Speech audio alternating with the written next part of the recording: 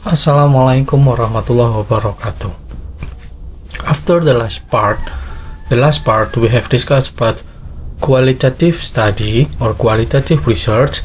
In this part we will study together, yeah, not I teach you, but we will study together about quantitative study. So what we will have in here, we will study the steps by steps, little by little, in designing quantitative study, how to design, how to make quantitative study or quantitative research. So firstly we will come into a basic assumption or basic description about quantitative study. So quantitative research can be conceptually divided into two types. First, associational, and then the second is experimental. Okay, but the common in both types is that researchers are attempting to determine the relationship between or within variables. The relationship between or within variables. So there are variables. There are variables in the research. For example, if you want to conduct a research about students' ability to use past tense, yeah, students' ability to use past tense, then they will have different result in every student. So determine the relationship between them. We have to determine the relationship between them. It is the first variable, and the second variable. The first variable is that students' ability in past tense, and then the second variable, for example, is the use of narrative text. For example, you have this one: the use of narrative text to improve students. What is it? I forgot it. to improve students' ability in past tense. Yeah. We discuss about past tense students, ya. Contohnya itu. The use of narrative to improve students' past tense capability. Students' capability in past tense. So the first variable is narrative text, and then the second is students' capability in past tense, and then the third variable here we have our assumption or the theory. The theory here can be done as a variable. Why? Because I think the theory here is as a base. For example, the students grade 5 capability in his past tense should be like this. Yeah. What is the indicator of students? So we need to, for example, in senior high school or junior high school, we have KKM. That is the third variable, KKM, and the theory is KKM-nya itu. So we need to combine them together. The relationship exists between variable. Okay, we need to investigate the relationship between them, and it have to be a strength of that relationship. The relationship between is strong, influencing each other, and each of them has a strong relationship. Okay, that is the general principle of, and the number and the data is in the form of number. Okay, and here we have research materials. Okay, insufficient tokens, for example. Insufficient token. Okay, we will skip this one because there are something more important first to be known first. Interclasses, counterbalancing. Yeah, for example, I need to explain this rather than to skip this. I decided, but I need to. This is a kind of conducted, the kind of how the research is conducted, quantitative research.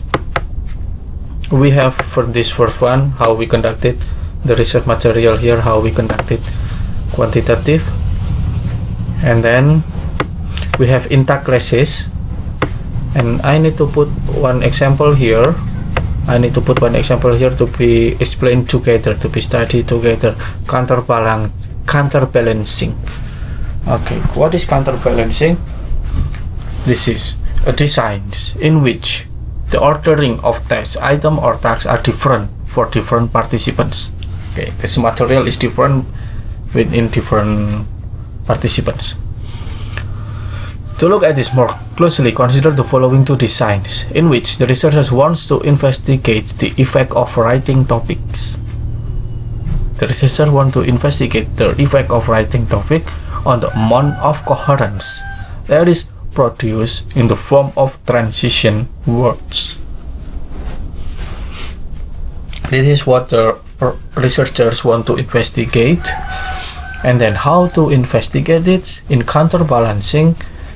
The point is that here is make a comparison between one student to other students, but how to make that comparison become together, and it is not make a distinction between students.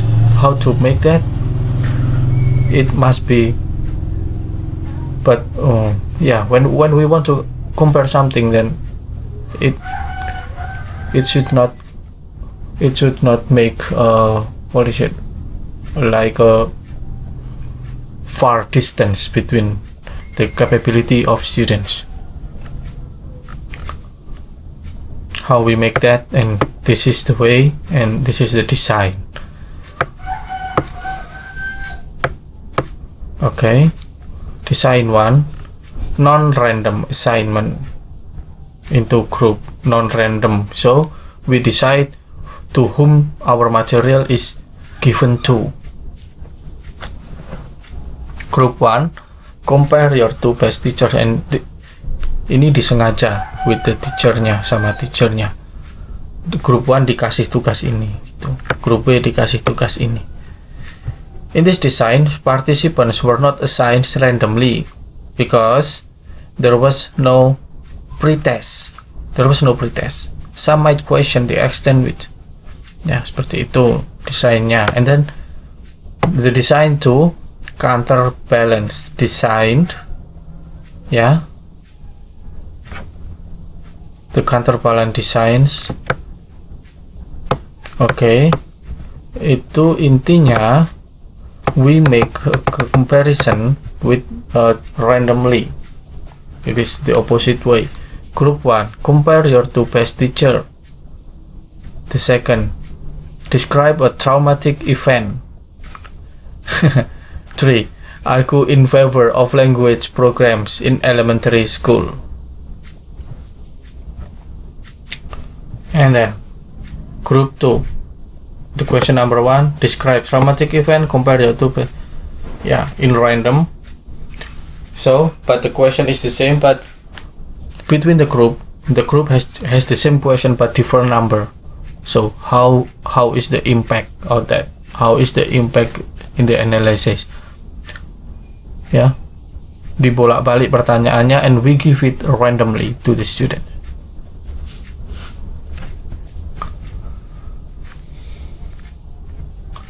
And then the analysis compare the number of instances of transitional words in each of the tasks.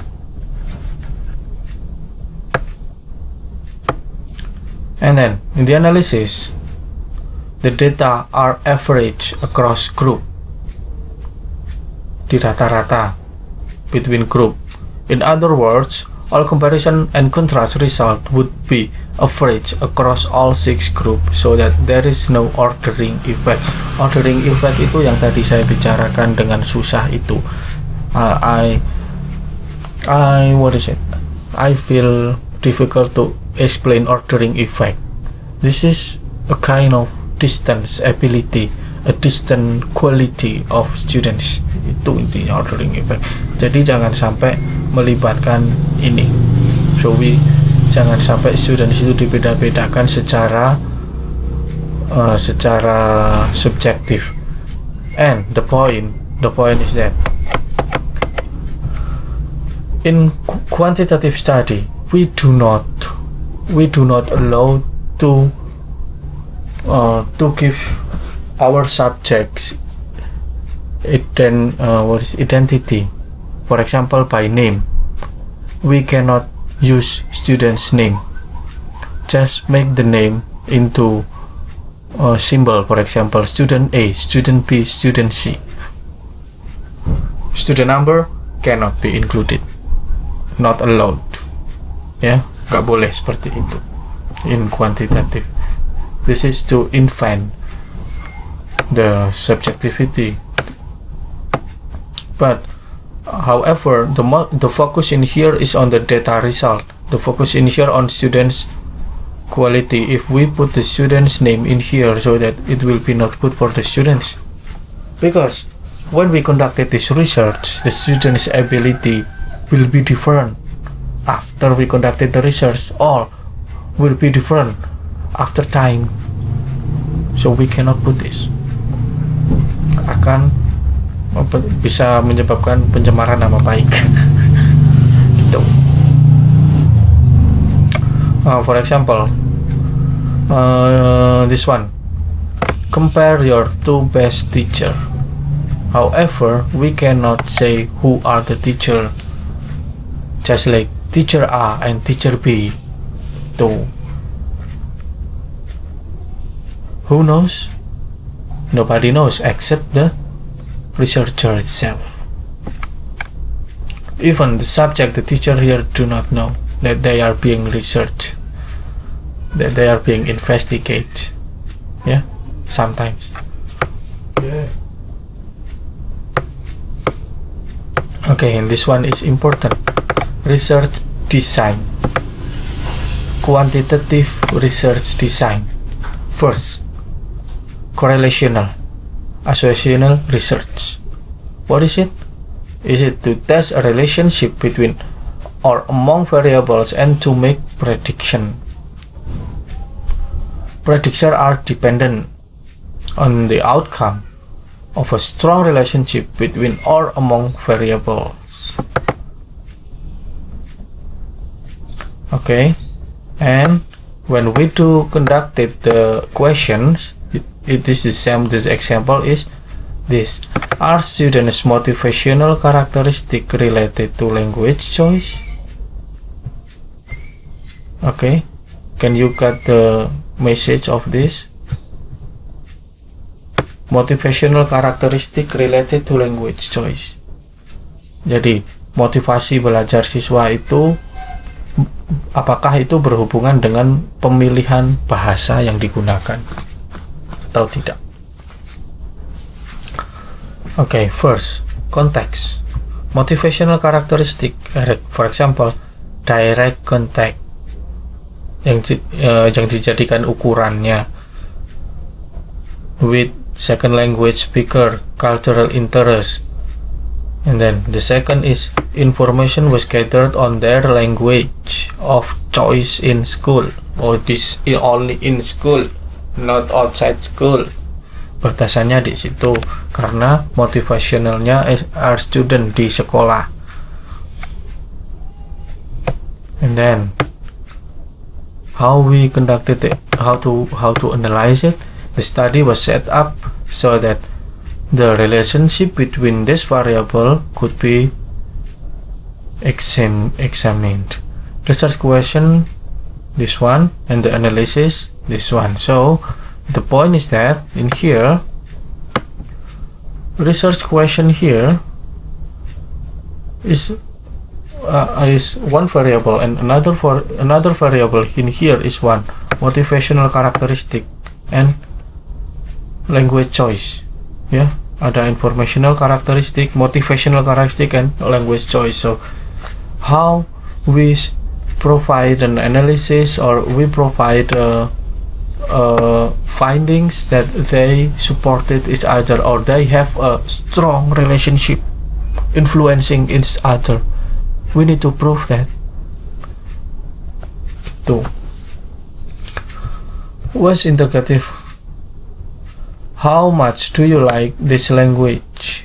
For example, this is just research question for students, yeah. Okay, then we will come into analysis. The follow-up analysis showed that interrogativeness was the best predictor of language choice. Integrative combination, integrative, you know that? The specific statistical analysis will be discussed in chapter 9. Okay, specific statistical data. So the data is provided in a statistic number, rise, down gitu ya, kayak kurva itu, and it is analyzing or prove the relationship between each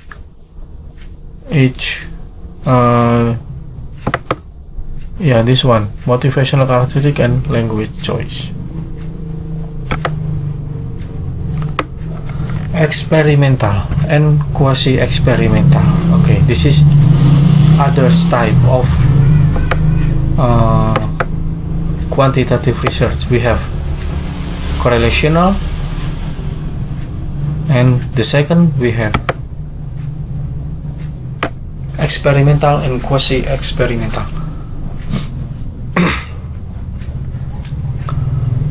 Okay, a typical experimental study usually use comparison or control group to investigate research question. Okay. Experimental study usually use comparison or control. So the group is controlled by the researcher. The researcher control full the group, and the researchers compare the results between group. Just like we studied before, group 1 until group 6. The researcher control all the group. All the activity is controlled by the teacher and compare their result. Comparison group design. How to design the comparison? Here is it. Example A. Researcher wants to investigate whether oral input or input through conversational interaction yields better second language learning. And then group 1 hears a text without input containing the target structure. And then group 2 interacts with someone who provides input. And then compare yang ada inputnya dan yang nggak ada inputnya, di compare. Assuming pretest or post-test design, the result of the two groups would be compared, with inferences being made as to the more appropriate method of providing information to learners. This is another example.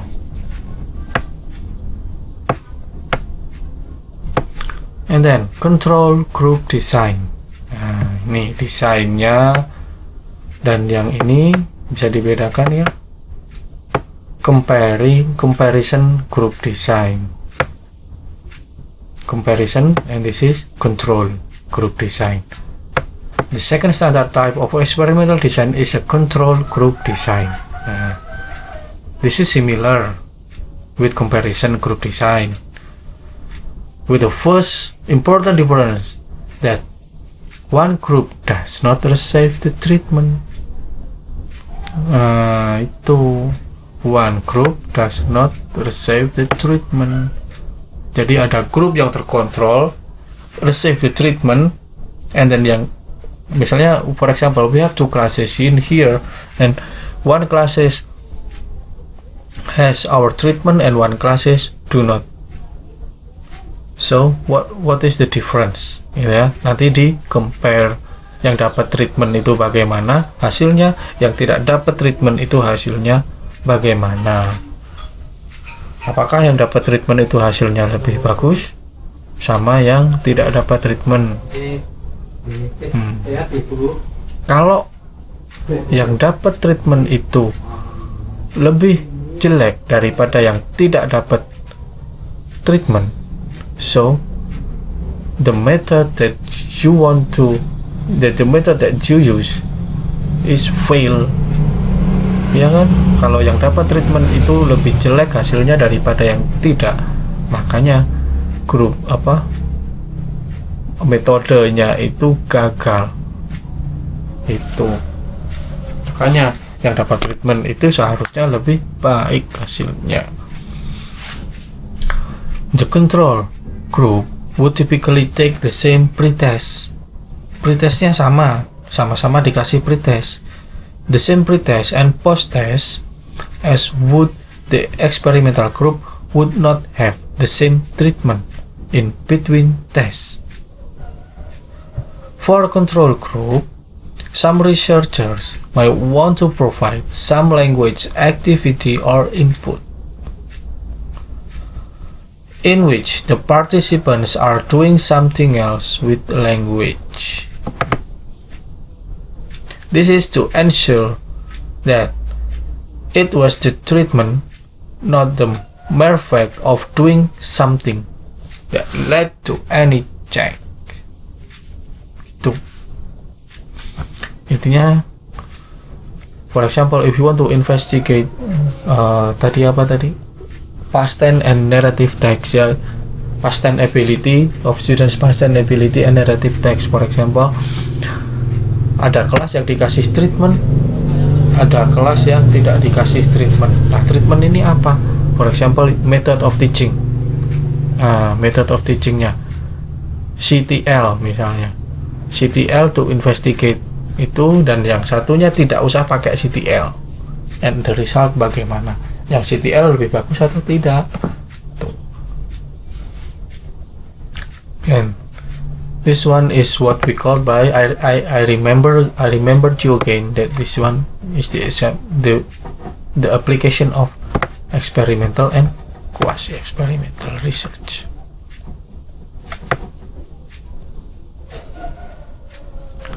Next, measuring the effect of treatment. How to measure?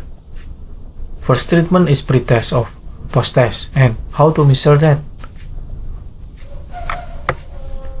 In many second language studies, participants are given a pre-test to ensure comparability of the participant group prior to their treatment, and a post-test to measure the effect of treatment. Sebelum dikasih sama sudah dikasih treatment. Dan pre-test, post-test. Post-test sama pre-test bagus mana? Bagus pre-testnya, berarti penelitiannya gagal. Metodenya itu buruk berarti. Karena seharusnya post-test itu harus lebih bagus dari pre-test. In chapter 3, we discussed the need to ensure that our measures are assessing what we intend them to assess. Once we have determined that our measures are indeed appropriate for our research question, there is further question to be addressed. In the pre-test, for our research question, there is a further question to be addressed. Is the pre-test comparable in difficulty to the post-test? Tingkat kesulitannya, apakah pre-test itu tingkat kesulitannya sama dengan post-test? Harusnya sama to test. Kalau post-testnya lebih sulit, bisa saja semuanya dapat. And pre-test and post-test, as we in language test, we should make it should make it the same with the material we given to the students.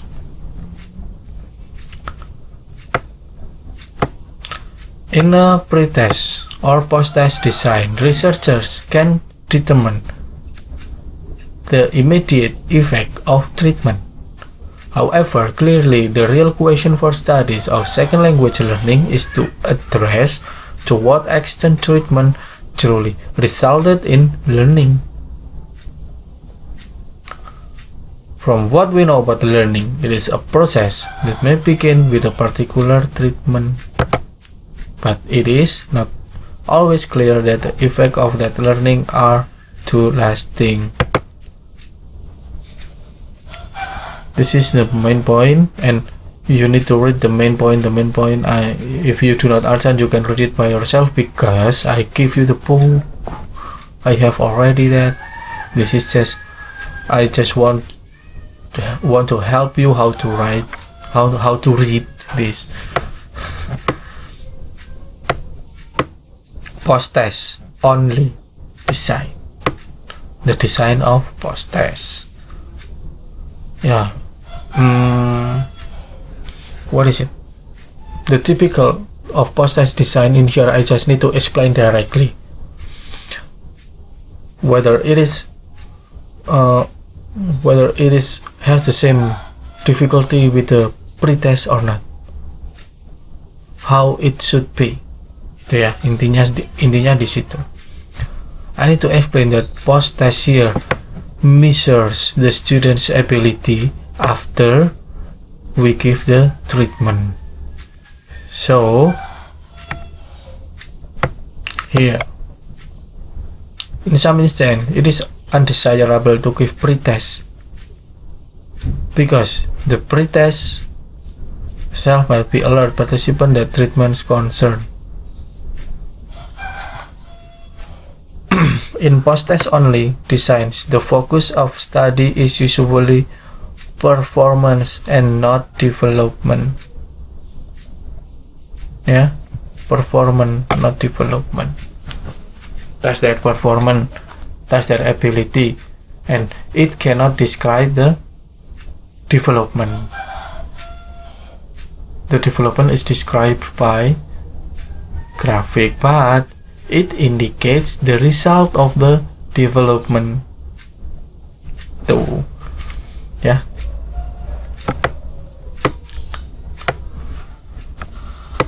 Okay. Repeated measures design.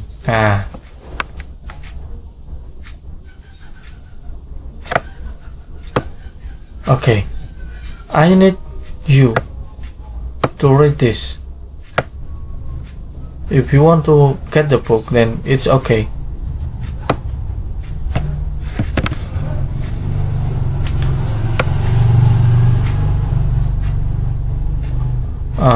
I have explained that every every kind of quantitative research here, for example, experimental quasi research and experimental, and this is correlational. Okay, 5.1, 551 and 552 here. Every subchapter here is important, and it provides different design. Okay, each provides different design.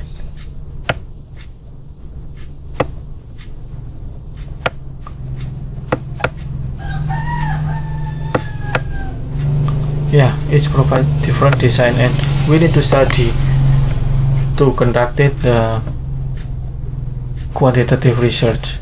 So if we conducted quantitative research, okay, we need to understand to which our quantitative research belongs to. I mean, in this subchapter. Yeah,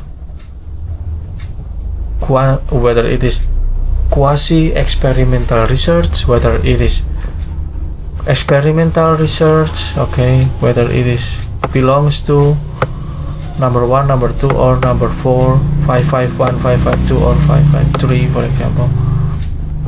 Yeah, this book provide the example and provide the explanation that is easy to be understood. Thanks for the author.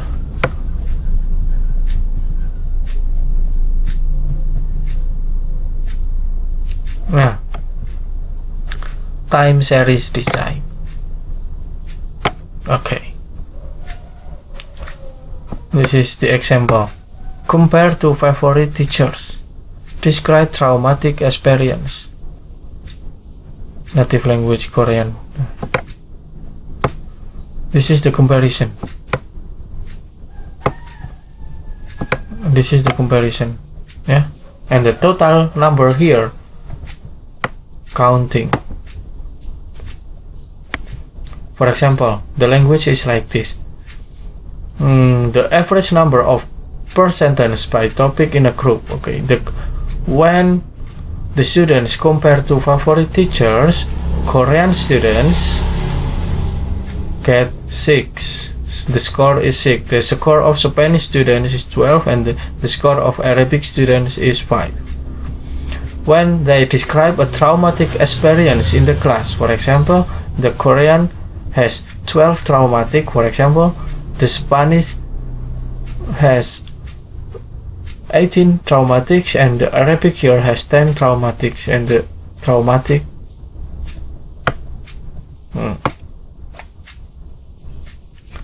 argue in favor of language program.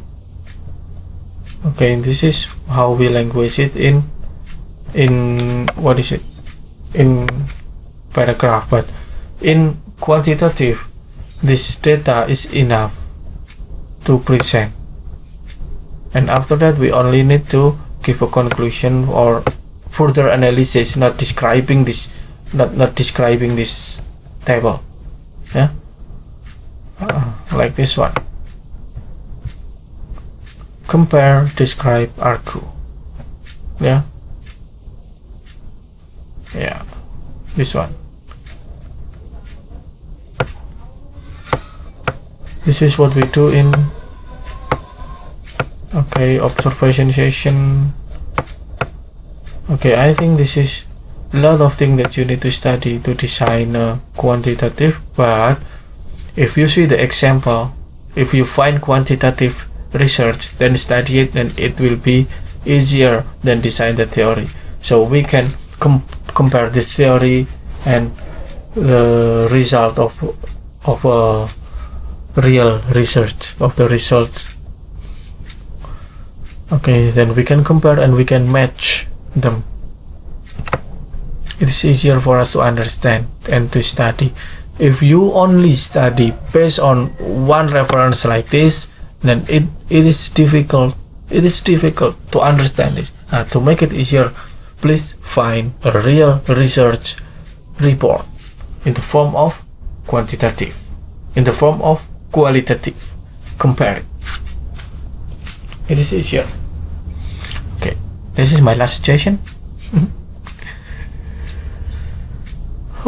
Setelah muter-muter begini, kok akhirnya saya suruh nemukan dan study. Yeah, that's one of the way, but this is the basic theory of that. Assalamualaikum warahmatullahi wabarakatuh.